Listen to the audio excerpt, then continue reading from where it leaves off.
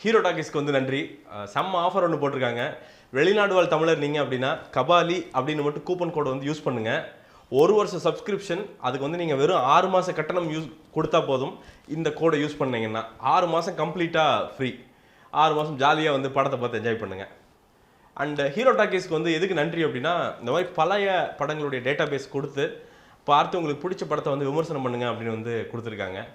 எனக்கு இது வந்து ஒரு பயங்கரமான ஒரு ஜேர்னியாக வந்து நான் பார்க்குறேன். நான் புது படங்கள் ரிவ்யூ பண்ணுறது அப்படிங்கிறது ஒரு பெரிய விஷயமா தெரில.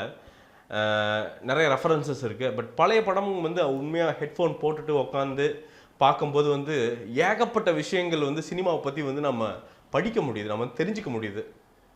தளபதி எப்பவுமே வந்து ஒரு ஒரு ஒரு விஷயம் நான் கிளியராக வச்சுருக்கேன். என்னென்னா, சும்மா வந்து அப்படியே சும்மா ஒரு படத்தை ரிவ்யூ பண்ணணும் பழைய படம் அப்படின்னு காட்டி அதோட ஞாபகத்தை வச்சுக்கிட்டு அப்படியே அப்படி இல்லை. அந்த படத்தை உட்காந்து பொறுமையாக ஹெட்ஃபோன் போட்டு வேறு எந்த டிஸ்டர்பன்ஸும் இல்லாமல் பார்த்த உடனே ரிவ்யூ பண்ணுறது அப்படிங்கிறது வந்து ஒரு விஷயமா வச்சுருக்கேன். ஸோ இப்போ தான் வந்து தளபதி வந்து பார்த்து முடித்தேன் ப்ராப்பரான ஹெட்ஃபோன்ஸில்.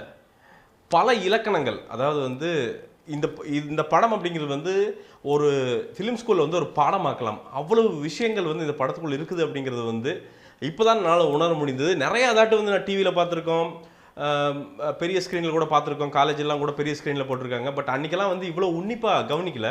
பட் இன்றைக்கி வந்து நிறையா விஷயங்களை வந்து கவனிக்க முடியுது. மணிரத்னம் அப்படிங்கிறவர் வந்து ஒரு மேக்கராக எந்த சின்ன சின்ன டீட்டெயில் கூட எப்படி பண்ணியிருக்கார் அப்படிங்கிறதுக்கு வந்து ஒரு எக்ஸாம்பிளாக இந்த படத்தை வந்து பார்க்கேன் அப்படின்னு சொல்லலாம்.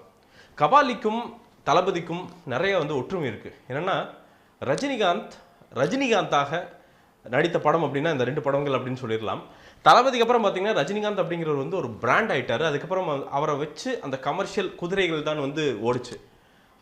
அதுக்கப்புறம் ரொம்ப நாள் கழித்து பார்த்தீங்கன்னா இந்த கபாலி அப்படிங்கிறதுல வந்து ரஜினிகாந்த், அதாவது 100% சொல்ல முடியாது, ஆனால் 80% வந்து அவருக்கான விஷயங்களை வந்து அதுக்கப்புறம் வந்து ஸ்க்ரீனில் வந்து பண்ணியிருக்கார். இந்த தளபதி பார்க்குறப்போ முடிக்கிறதுக்கு விக் இல்லை, மேக்கப் பெருசாக இல்லை, மழையை நினைக்கிறாரு, ரொம்ப நேச்சுரலான ஃபிட்டான உண்மையாலுமே பயங்கர ஹேண்ட்ஸமான ஒரு ரஜினிகாந்த். இது வந்து சும்மா அந்த ஹேண்ட்ஸம் அப்படிங்கிறது வந்து அது என்னமோ மணிரத்னம் படத்துக்குள்ளே போனால் மட்டுமே வந்து பார்த்திங்கன்னா அவங்களுக்குன்னு ஒரு மூஞ்சி வந்துடுது. அது எப்படின்னு தெரில, அது அவருடைய மேஜிக்கா அப்படின்னு தெரில, கொண்டு வந்துடுறாரு மனுஷன். ரஜினிகாந்த் அப்படிங்கிறவர் நடிப்பு எந்த அளவுக்கு அப்படிங்கிறது நீங்கள் ஹெட்ஃபோன் போட்டு உட்காந்து பார்த்தீங்கன்னா தெரியும். அவர் அழுத்தி பேசின டைலாக்ஸ் பொடி பொடி அப்படின்ட்டு வந்து சோபனா வந்து அந்த காதலை ரிஜெக்ட் பண்ணுறதாகட்டும், ஆமாண்டா எனக்கு அப்பா அம்மா எனக்கு யாருன்னு தெரியாதுடா, அதான் தெரியாதுடா தெரியாதுன்னு சொல்லிட்டேன்ல அப்படின்னு கத்தி அவங்க அப்பா அம்மா இல்லாத அந்த விரக்தியோடு வந்து கோவத்தை சேர்த்து சொல்கிறதாகட்டும், போலீஸ்கார் உட்காந்துருப்பார், கலெக்டர் வந்து கேட்பார் இதெல்லாம் எப்போ நிறுத்திக்க போகிறீங்க அப்படின்ட்டு, போலீஸ் கமிஷனர் வந்து கம்முனர் அப்படின்னு சொல்கிறப்போ எந்திரிச்சு தொடரா பார்க்கலாம் அப்படிங்கிறதாகட்டும், ஒரு நடிகரான ரஜினிகாந்தை வந்து மணிரத்னம் வந்து எவ்வளோ எக்ஸ்ப்ளோர் பண்ணியிருக்காரு அப்படிங்கிறது ஆச்சரியப்பட வைக்குது. சீரியஸாக மனுஷன் வந்து இந்த படத்தை வந்து கட் பண்ணி எடுத்தீங்கன்னா ரஜினிகாந்த் அவர்களுடைய அந்த நடிகனான ரஜினிகாந்துடைய அத்தனை எக்ஸ்பிரஷனும் பீக்கில் எப்படி இருந்திருக்கும் அப்படிங்கிறது வந்து நீங்கள் வந்து எடுத்துடலாம். சோகம் ஒரு பக்கம் பார்த்தீங்கன்னா, அந்த இழப்பு தாய் இழப்பு அப்படிங்கிறது வந்து ஒவ்வொரு தாட்டும் வந்து அவருடைய அந்த பழைய கதையை சொல்லும் போது பார்த்தீங்கன்னா அவரையே அறியாமல் வந்து சோகம் தொற்றிக்கொள்ளும் ஒரு மூஞ்சியில். அதே மாதிரி டப்பிங்லேயும் பார்த்தீங்கன்னா அதே அளவுக்கு வந்து இன்டென்சிட்டி வந்து உள்ள இது பண்ணியிருப்பார்.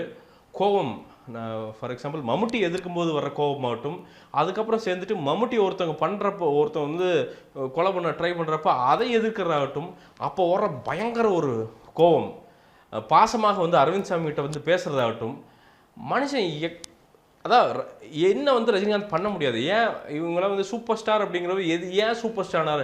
இன்றைக்கி வந்து பல வெங்காயங்கள் வந்து பேசுகிறேன், என்ன பெரிய சூப்பர் ஸ்டார் இவர், என்ன நாட்டுக்கு பண்ணிட்டார், அதெல்லாம் கிடையாது. அவன் ப்ரொஃபஷனுக்கு வந்து கரெக்டாக பண்ணாலே வந்து அவன் சூப்பர் ஸ்டார். அவன் என்ன பண்ணியிருக்கார் அப்படிங்கிறதுக்கு எக்ஸாம்பிள் வந்து இந்த படத்தை போய் பார்க்கணும் அப்படிங்கிறது வந்து என்னுடைய கருத்து. இன்னொரு பக்கம் மம்முட்டி வந்து பார்த்திங்கன்னா சைலண்ட்டாக ஒன்றுமே கிடையாது.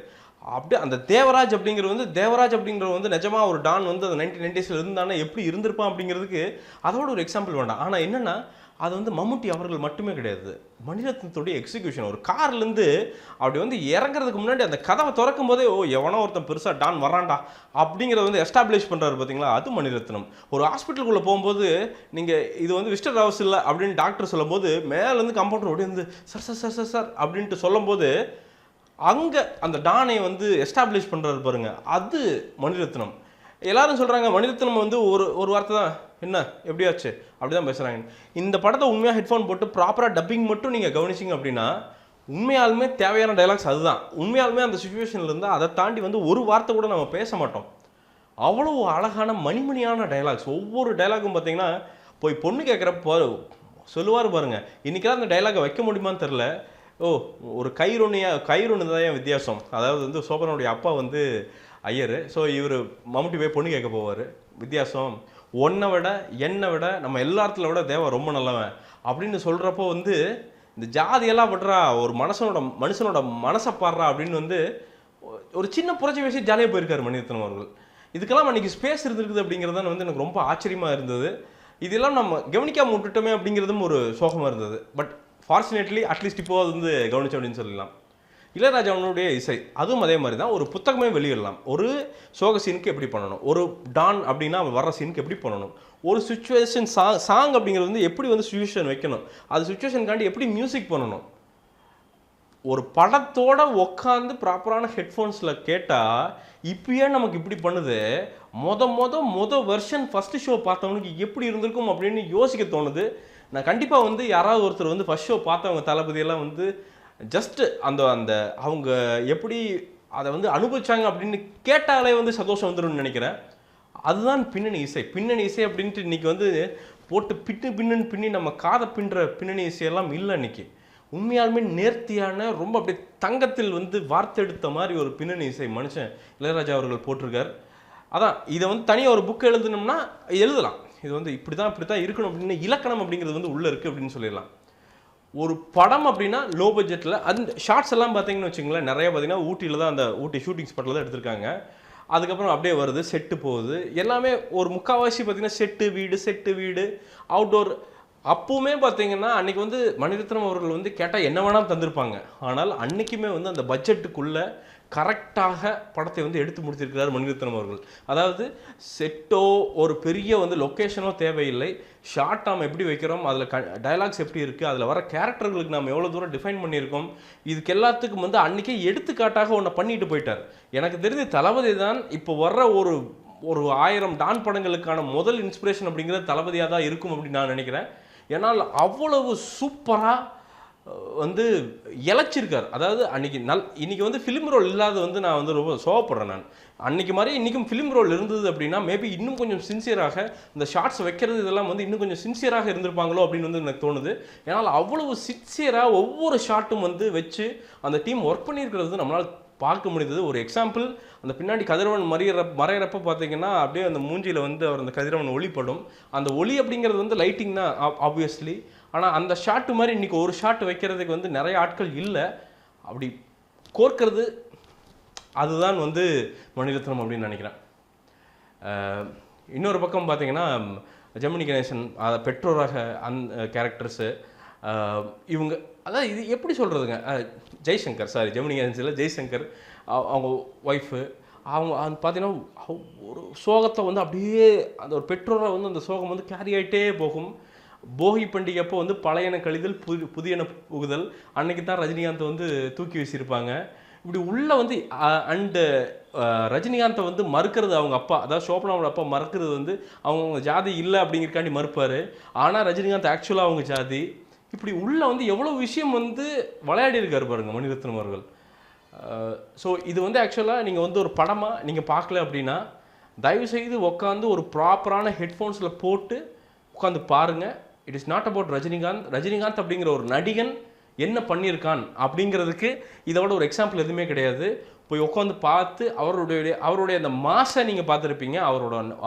ஒரு நடிப்பின் உச்சத்தை வந்து நீங்கள் பார்த்ததில்லை. இந்த படத்துக்குள்ளே போனீங்கன்னா நிறைய இடத்துல வந்து நீங்கள் பார்ப்பீங்க. நிறைய இலக்கணங்கள் வந்து உங்களுக்கு வந்து தென்படும். ஒரு ஃபேனாக பயங்கரமாக எக்ஸ்பீரியன்ஸ் பண்ணேன். இது வந்து நான் ஒரு ரிவ்யூன்னு சொல்ல மாட்டேன், என்னோடய எக்ஸ்பீரியன்ஸ் வந்து நான் உங்கள்கிட்ட ஷேர் பண்ணுறேன்.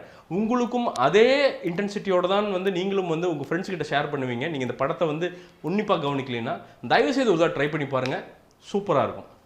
மீண்டும் ஒரு விமர்சனம் வீடியோ இல்லாட்டி முன்னேற்றத்துடன் உங்களுக்கு சந்திக்கிறேன். இந்த வீடியோ உங்களுக்கு பிடிச்சிருச்சுன்னா கீழே லைக் பண்ணுங்கள், சேனல் சப்ஸ்கிரைப் பண்ணுங்கள். வணக்கம்.